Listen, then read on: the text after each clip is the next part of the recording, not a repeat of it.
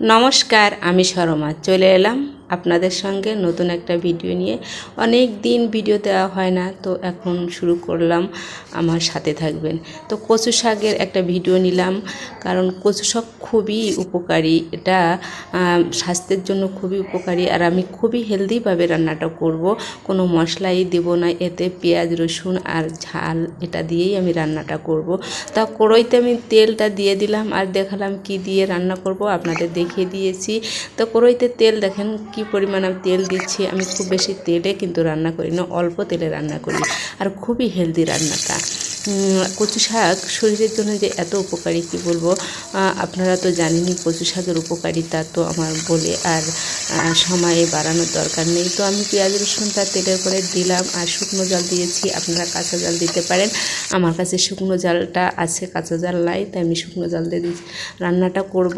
তো হলুদ আর লবণটা দিয়ে পেঁয়াজ রসুন আর শুকনো জলটা আমি ভেজে নেব। আপনারা এই শুকনো জলটা আগে থেকে তেলে ভেজে গুঁড়ো করে দিতে পারেন। তো আমি এভাবেই ভেজে দিলাম, কারণ শাকটা দিয়ে যখন ঘেঁটিয়ে নেব তখন এই ঝালটা শাকের সাথে মিশে যাবে, এই জন্য। তো আমি শাকটা দিয়ে দিলাম।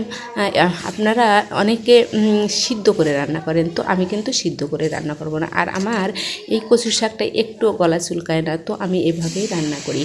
আপনাদের কচু শাকে যদি গলা চুলকায় যায় তাহলে একটু সিদ্ধ করে জলটা ফেলে দেবেন লবণ দিয়ে, তাহলে আর একটু গলা চুলকাবে না। তো আমার শাকটাই কিন্তু একটু গলা চুলকায় না, এজন্য এভাবেই একটু জল দিয়ে ঢেকে দিলাম। আর আমি সিদ্ধ হওয়ার পরে ঢাকনাটা খুলে নিলাম। এখন আমি এই কচু শাকটা ঘেটিয়ে মিশিয়ে নেব আর রসটা টানিয়ে নেব, এতেই আমার রান্নাটা সুন্দর হয়ে যাবে। তো আমি এভাবেই কিন্তু ঘেটিয়ে মিডিয়াম জাল রেখে কিন্তু রান্নাটা করতে হবে। ভাজা কোনো কিছু রান্না করতে গেলে সবসময় মিডিয়াম জাল রাখতে হয়, আর আমি তো কাটেই রান্না করি।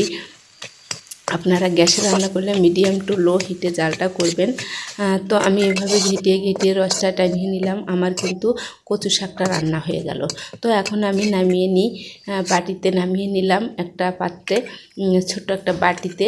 তো এভাবে কচু শাকটা খেতে না ভীষণ মজা হয়েছিল। তো আপনাদের দেখেন কত সুন্দর লাগছে শাকটা। আর এভাবে একেবারে ন্যাচারাল পদ্ধতিতে রান্না আর বাড়িতে তৈরি কচু শাকটা। আর আমি খেতে বসে গেলাম এই কচু শাকটা দিয়েই, কিন্তু পুরো পেট ভরে আমি ভাতটা খেয়ে নিলাম। সবাইকে ধন্যবাদ পুরো ভিডিওটা দেখার জন্য। আবার দেখা হবে আপনাদের সঙ্গে নতুন কোনো রেসিপি নিয়ে। আমার সাথে থাকুন, সহযোগিতা করুন।